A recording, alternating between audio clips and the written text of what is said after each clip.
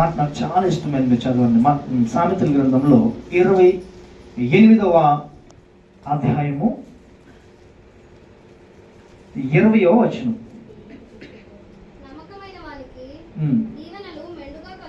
ఏంటంటే నమ్మకమైన వానికి దీవెనలు మెండుగా కలుగును.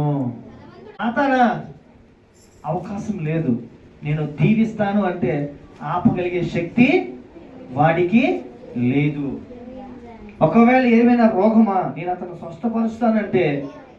స్వస్థపరుస్తానంటే రోగం కలిగించే శక్తి ఎవరికి లేదు. ఎందుకు అనంటే ఆయన రక్షకుడు.